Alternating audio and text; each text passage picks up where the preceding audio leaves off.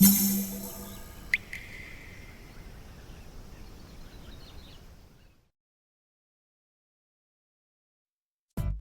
うも、底辺アクアリスト黄昏です。皆さん、だいぶ前に投稿したブセファランドラオンリー水槽のことは覚えていますでしょうか？忘れてしまったという方は概要欄に再生リストを貼っておきますので、そちらも見てやってください。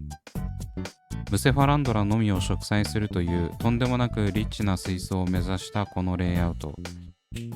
志半ばというか、そもそも始まってない状態からいきなりブセのほとんどが溶け、壊滅的打撃を受けてその後の音沙汰がなかった水槽です。正直どの水槽に関しても投げっぱなしで終わらないようにリセットするまで動画でお届けしようと思っているんですが、この水槽のようにその期間が無限に遅くなることがしばしばあります。つまりカイジの利根川風に言うなら、出すが今回まだその時と場所の指定まではしていない。その気になれば10年後、20年後ということも可能ということです。さすがに10年後、20年後になることはないですが、ネタが尽きてしまうと動画投稿も続けられないので、いろんな兼ね合いを見て続きを出していきます。よければ気長に待っていただけると幸いです。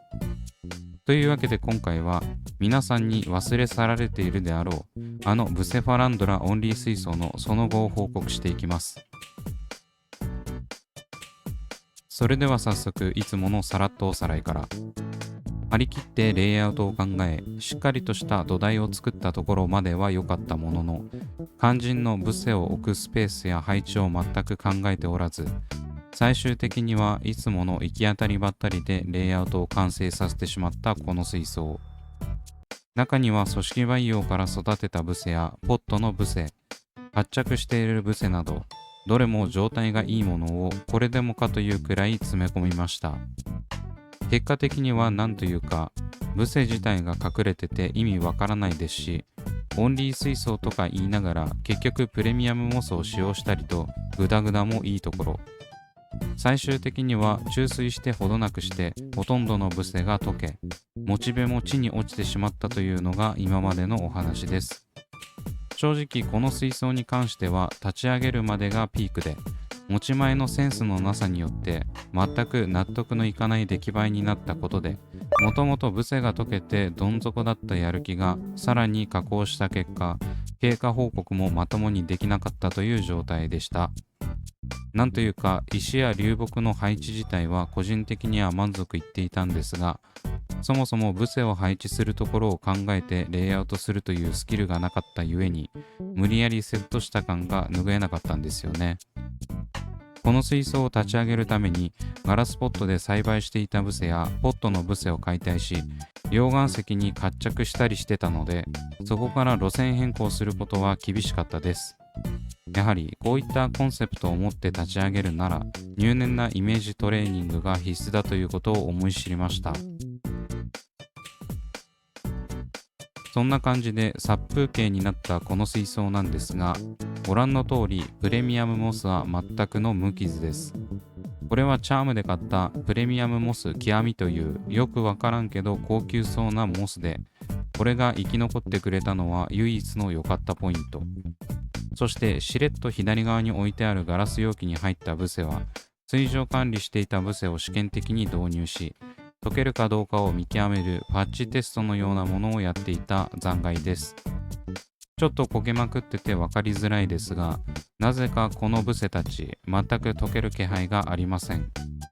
本当は様々なブセにプラスして、この水上ブセもプラスしたかったんですが、周りのブセたちがいなくなったことで意味のない実験に付き合わされている哀れな草たちになり下がりました。そしてブセたちが溶けてしばらくはこんな感じでしっかり水替えなどのメンテナンスはしていました。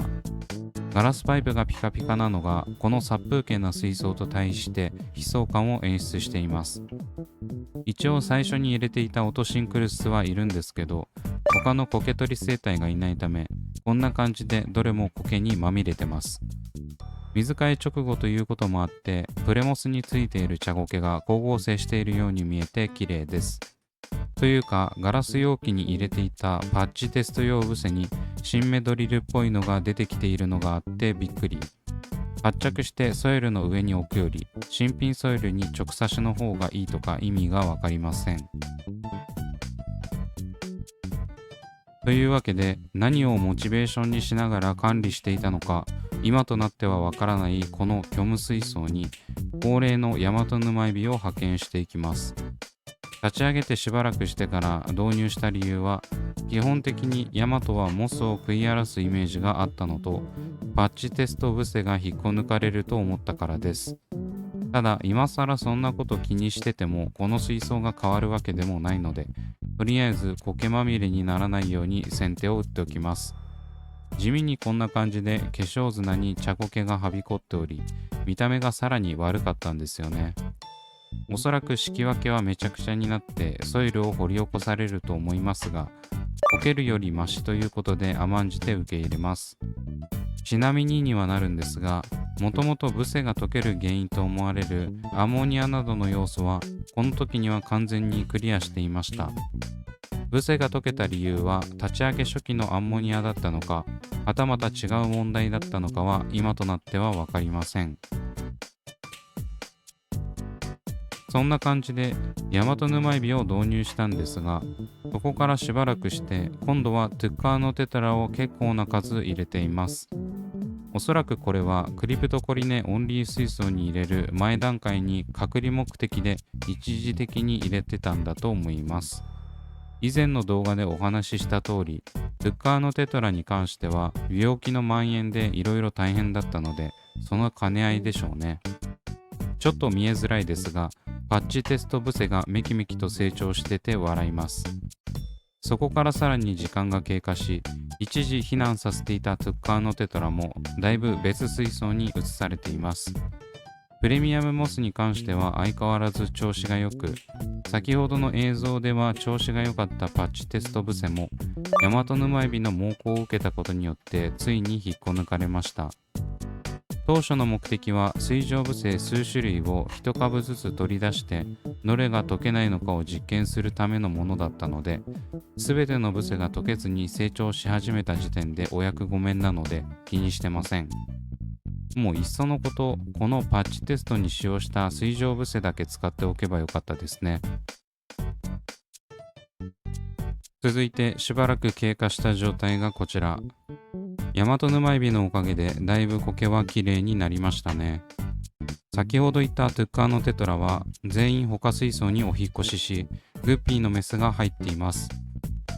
もはや隔離水槽みたいな使い方してて笑います。というか、最初大和沼エビがプレミアムモスをハゲにするんじゃないかと心配していたんですが、このプレミアムモス極みは全く食害されていません。時間経過でどんどんとボリュームアップしているので、結構丈夫なプレモスなんじゃないかと思っています。ブセバランドラオンリー水槽改め、生態隔離プレミアムモス育成水槽になりました。そこからさらに1ヶ月以上経過した状態がこちら。1ヶ月と聞くと遅いなと感じますが、先ほどの映像よりもだいぶもさっとしてきました。これ以上モサモサになるとそろそろ活着させている部分が剥がれそうですね。これを見てみると結構大和沼エビに食べられてそうな気もしますが、いないと茶苔まみれになるんでまあいいでしょう。ちなみに今まであまりお見せしていなかったんですが、右奥の方には溶岩石をがっつりと積み上げています。これは前方の流木で置いたブセが隠れてしまうことを避けるために、だいぶ長い時間をかけて一個ずつ紙旗の接着剤で積み上げていった対策です。まあどこにもブセはないですし、そもそも積み上げたからなんだよって話なんで全くもって無意味だったんですけどね。一応何かしらの役割を持たせたいということで、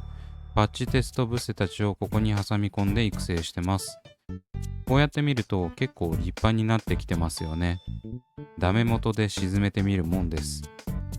そんな感じでずっと経過を追っているんですが、結構水槽自体は綺麗にしてます。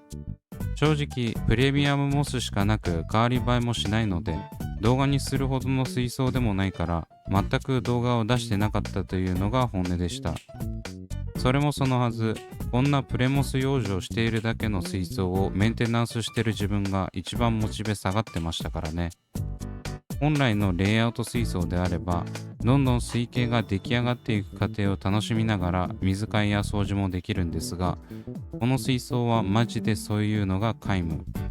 このまま続けてても先はないですし、モチベがどんどんなくなっていくだけです。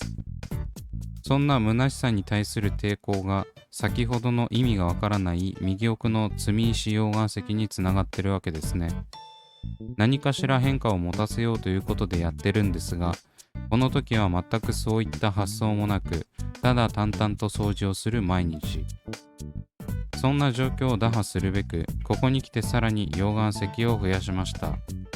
これは今後何かをするときに溶岩石で底上げをし、陰性水草などの背丈が短いやつが流木の影に隠れないようにするためです。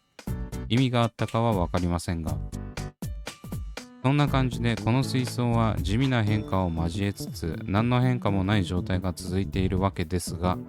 水質自体は安定しているので、以前溶けそうになったブセの群生株を一応ドボンしておきました。90センチ水槽に入れてた時はあんなに綺麗だったのにみすぼらしくなって悲しい限りです。ちなみにこのブセに関してはレイアウトしているというよりは行き場をなくしてここに来ただけなので、ずっとここにいるわけではありません。今後は何かしらの変化がつけられるように考えていかないといけないですね。この動画で数ヶ月時間を経過させましたが、これだけ絵面が変わらないのを見て動画にするのをためらっていた理由がお分かりいただけたと思います。というわけで次回はこの何のために維持管理しているのかわからない水槽を変えるべく動いていきます。というわけで今回はここまで。